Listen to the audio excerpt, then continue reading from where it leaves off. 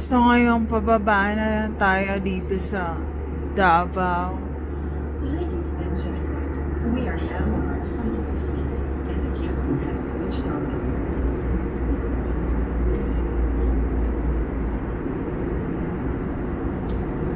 Ladies and gentlemen, in preparation for descent, your cabin crew will now collect all items for disposal. Kindly clear your seat pockets of any litter. All electronic devices must be switched off or in silent mode at this time.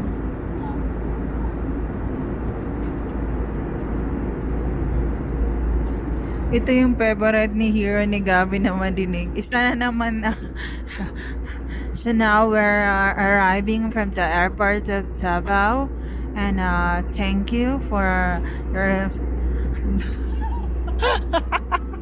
natatawa na naman.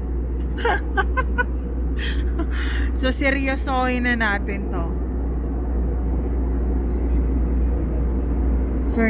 So now we are here in the airport, arriving here in Davao right now, and have a safe arriving. Welcome here in Davao. Mabuhay, Philippines. Gustong gusto nila yung madinig eh. Iba-ibahin natin yung boses.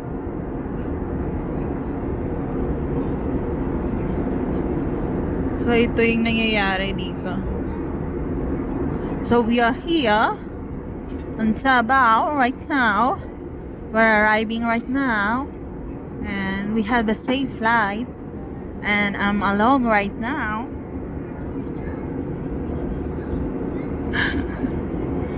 Maligayang paglalakbay. So ngayon nandito na tayo palapag na ng airport dito sa Davao, Mindanao.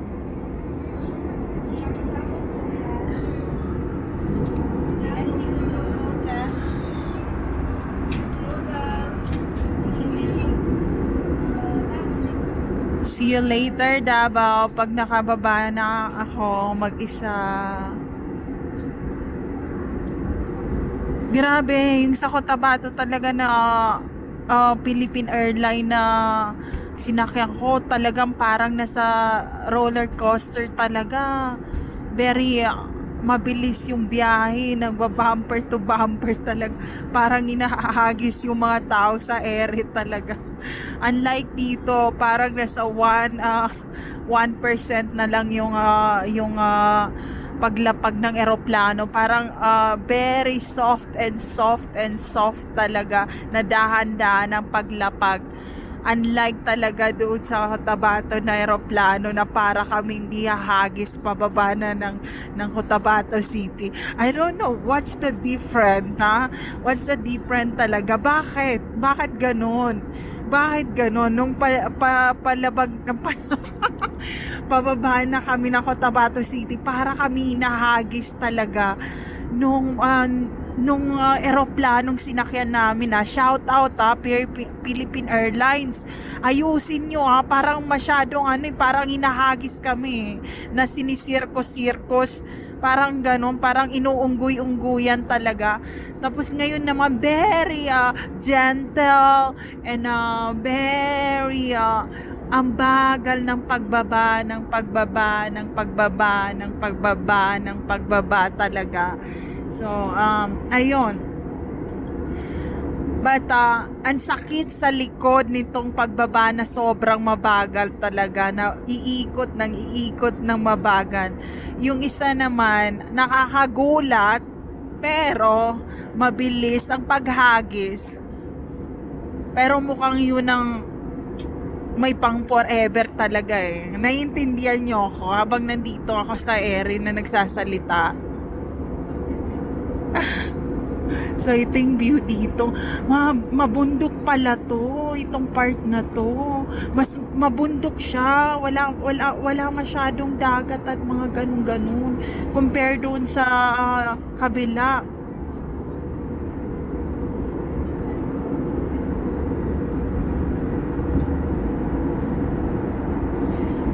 Imagine niyo ang daming puno dito. Grabe.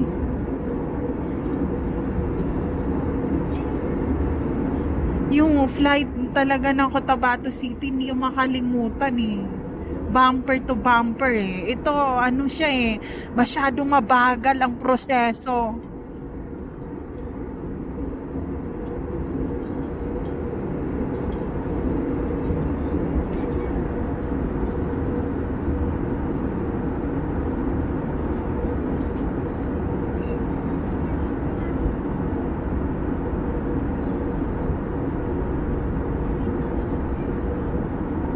Ito na, bababa na ng konti. Dati nung baby pa si Hiro, si Gabi, pag bumababa kami ng local or international flight talaga, very mabait talaga yung dalawa, and lahat ng mga bata doon sa eroplano na yun, na international flight, nagsisigawan talaga, ang ingay, iyak ng iyak, as in sobrang iyak. Pero si Hiro, si Gabi, ang ginagawa ko yan, pinapa milk bottle ko yan eh, si Hiro, si Gabi. Kaya pagbababa kami, pinapa milk bottle ko, and then sabi niya, mami, dahil hindi na siguro makahinga, dahil pinapasa ko yung milk sa bibig niya. Sabi ko, hindi pwedeng sumigaw, hindi pwedeng umiyak. And then pag nakalapag na kami, parang nagpa-fountain na yung bibig niya doon sa milk. Dahil ayoko nga madinig ng mga tao na umiiyak yung baby. I hate that. Ayoko umiiyak ang baby ko. Kaya pag once na yan, pinapasakan ko yan ng milk bottle yan. Nung nasanay naman sila, pagbababa na naman, inahanap kung saan ang milk bottle naman. Mami, ganyan. Tapos nung malaki na sila, tinatago ko naman yung milk bottle.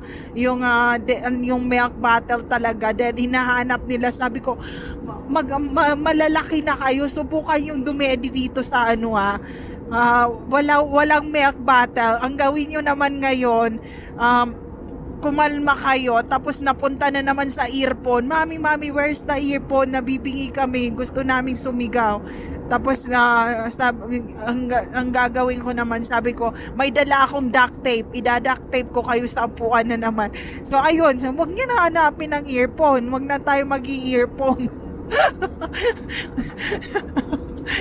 So ganun talaga ako magpalaki ng anak, level by level. So ayun, hanggang nung magbinata na, sabi ko, gusto nyo sumigaw, so paling ko kayo ng sampal dalawa.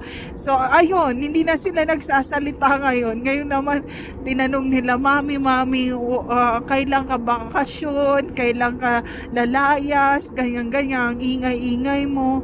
Tapos nung paalis na naman ako, sabi na naman ng panganay na anak, mami, masakit tiyan ko, ganyan. Mami, masakit titi ko. Hindi ako hindi ako makabangon, ng sakit ng katawan ko. Pero ang totoo nun, ayaw na naman nila ako paalisin. Yun. Ayaw ko paalisin talaga. Ang hirap talaga maging mami, no? Pag naalagaan mo yung baby mo from 0 months until teenager talaga, alam mo yung mga moves nila eh. Alam mo yung curves, alam mo yung weaknesses, and alam mo yung mga likes and dislike nilang. Iba talaga. So ayun, natatawa lang ako. Nagsimula sila mag-flight ng 0 months. Alam na nila yon. Nagsimula sa earphone, sa milk bottle, sa hindi pwede mag-CR hanggang hindi nakalapag yung eroplano, ganyan. And hindi ko pinapapalit talaga ng diaper ang asawa ko ever since 0 months ang baby. No, he's not allowed to handle those diaper. It's my job to do that. It's not for the hindi siya pwede magpalit ng diaper ng mga anak ko, not allowed.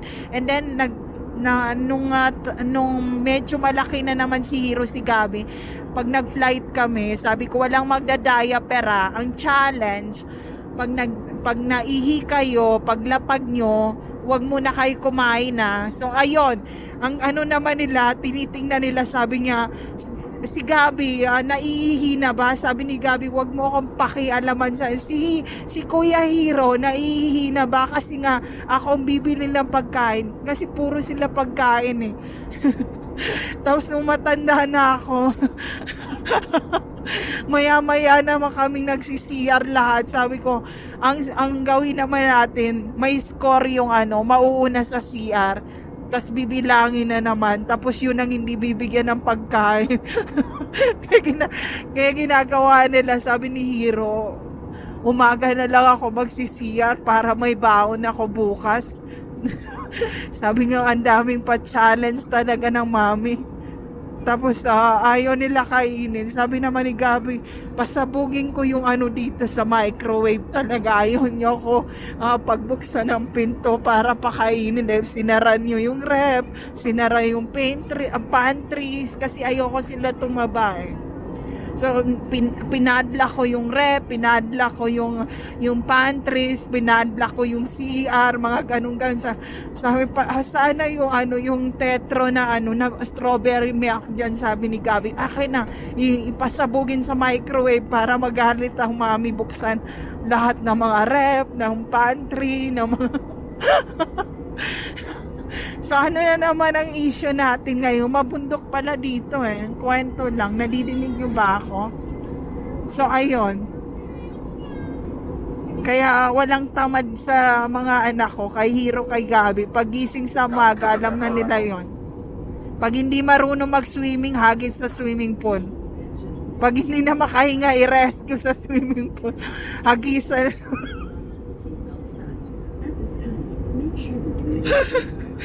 So, ayun lang. Gusto ko lang i-share, friends.